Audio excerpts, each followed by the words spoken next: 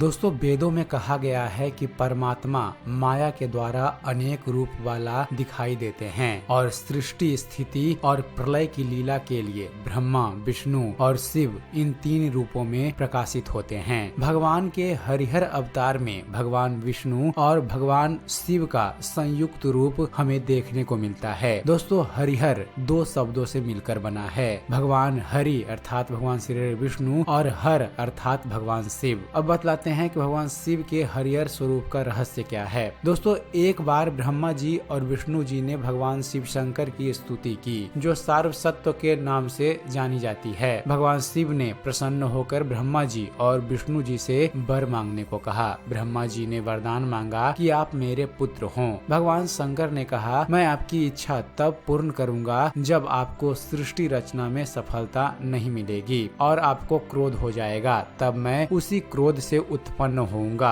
तब मैं प्राण रूप 11वां रुद्र कहलाऊंगा। भगवान श्री विष्णु ने अपने लिए वरदान में केवल भक्ति मांगी। इससे भगवान शिव बहुत ज्यादा प्रसन्न हुए। भगवान शिव शंकर ने अपना आधा शरीर उन्हें माना, तभी से वे हरिहर रूप में पूजे जाते हैं। दोस्तों, भगवान हरिहर का स्वरूप के बारे में आपको जानकारी दें तो भगवान हरिहर के दाहिने भाग में रुद्र के चिन्ह हैं और बाम भाग में विष्णु के। वह दाहिने हाथ में शूल तथा ऋषि धारण करते हैं और बाएं हाथ में गदा और चक्र, दाहिनी तरफ गौरी और बाम भाग में लक्ष्मी विराजती हैं। दोस्तों, पुराणों में यह कहा गया है कि भगवान शिव और भगवान विष्णु एक दूसरे की अंतरात्मा हैं और निरंतर एक दूसरे की पूजा, स्तुति व उपासना में संलग्न रहते हैं। शिवस्य हृदये विष्णु, विष्णुस्य हृदये शिवः अर्थात भगवान शिव शंकर के हृदय में भगवान विष्णु का और भगवान श्री विष्णु के हृदय में भगवान शिव का बहुत अधिक स्नेह है। जैसे भगवान शिव श्री हरि के अनन्य भक्त परम वैष्णव हैं, अतः उनके लिए कहा जाता है वैष्णवाना यथा शंभु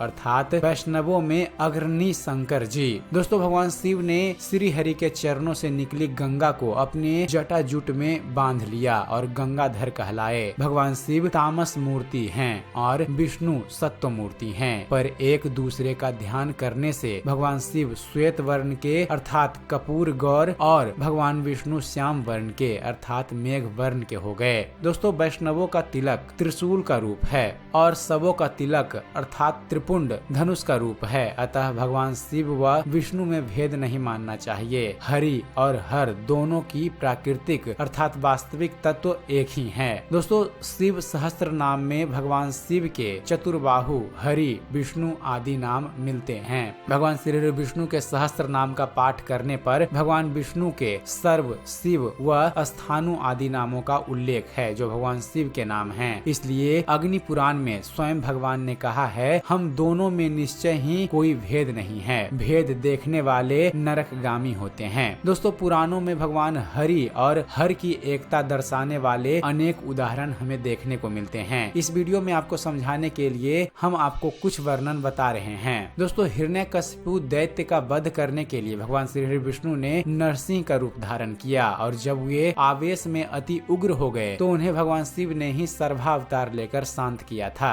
दोस्तों, एक बार भक्त नारसी जी को भगवान शंकर ने दर्शन दिए और उनसे वरदान मांगने को कहा। तब नारसी जी ने कहा कि जो चीज आपको सबसे अधिक प्रिय लगती है वही दीजिए। भगवान शिव शंकर ने कहा, मेरे को श्री कृष्ण सबसे अधिक प्रिय लगते हैं, अतः मैं तुम्हें उनके ही पास ले चलता हूँ। ऐसा कहकर भगवान शिव शंकर उनको गोलोक ले गए। दोस्तों, शिव महिमा स्रोत की रचना करने वाले गंधर्व पुष्पंद जी के अनुसार भगवान विष्णु प्रतिदिन शिव सहस्त्र नाम स्रोत का पाठ करते हुए सहस्त्र कमल पुष्पों से भगवान शिव शंकर की पूजा करते थे। एक दिन भगवान शिव शंकर ने परीक्षा करने के लिए एक कमल छिपा लिए। इस पर भगवान श्री विष्णु ने अपना नेत्र कमल ही भगवान शिव को अर्पित कर दिया। फिर क्या था, भक्ति का उत्कृष्ट स्वरूप चक्र के रूप में परिणित हो गया, जो भगवान विष्णु के हस्त कमल में रहकर जगत की रक्षा के लिए सदा सावधान है। दोस्तों, रामचरितमानस के लंका कांड में तो विष्णु रूप भगवान श्री राम ने शंकर जी से अपनी अभिन्नता बताते हुए स्पष्ट कह दिया है कि शिव द्रोही मम दास कहावा, सो नर सपने हु मोहि न पावा। शंकर प्रिय मम द्रोही, शिव द्रोही मम दास, ते नर करहि कलप भरी, घोर नरक महुबास। ब्रह्मवैवर्त पुराण में भगवान श्री कृष्ण स्वयं शिव जी के प्रति अपनी श्रद्धा भाव को को व्यक्त करते हुए कहते हैं, हे देव, मेरा आपसे बढ़कर कोई प्रिय नहीं है, आप मुझे अपनी आत्मा से भी अधिक प्यारे हैं। और अब आपको बतलाते हैं भगवान हरि और हर के मिलन की कथा। दोस्तों, एक बार बैकुंठ में श्री हरि ने स्वप्न में शंकर जी को देखा तो निद्रा भंग होने पर वे लक्ष्मी सहित गरुड़ पर सवार होकर कैलाश की ओर चल दिए। इसी प्रकार कैलाश पर शंकर जी ने स्वप्न में श्री हरि को देखा तो निद्रा भंग होने पर वे भी पार्वती सहित नंदी पर सवार बैकुंठ की तरफ चल दिए। मार्ग में ही श्री हरि और शंकर जी की भेंट हो गई। दोनों हर्ष पूर्वक गले मिले। फिर श्री हरि शंकर जी से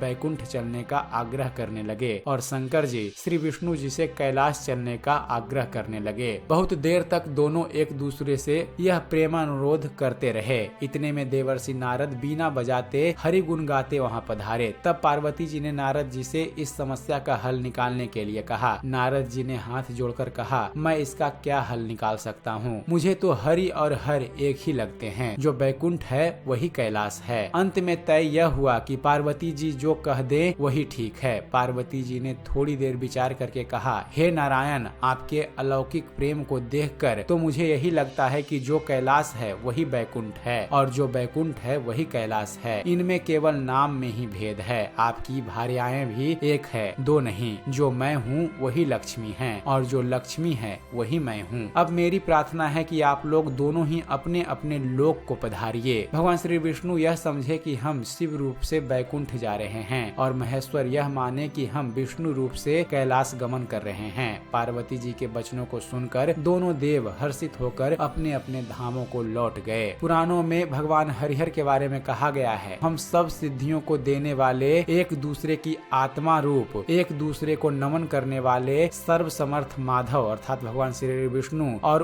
उमाधव अर्थात भगवान शिव को साष्टांग नमन करते हैं। तो उम्मीद करते हैं फ्रेंड्स आप सभी को हमारा यह वीडियो पसंद आया होगा। अगर वीडियो पसंद आया हो तो वीडियो को लाइक और शेयर करना न भूलिएगा। और दोस्तों, ऐसे ही धर्म और इतिहास से जुड़े हुए ज्ञानवर्धक वीडियो देखते रहने के लिए आप हमारे इस चैनल ज्ञान मंथन को सब्सक्राइब करना न भूलिएगा। आप हमारे चैनल को सब्सक्राइब कीजिए और देखते रहिए, जानते रहिए। धन्यवाद। जय हिंद।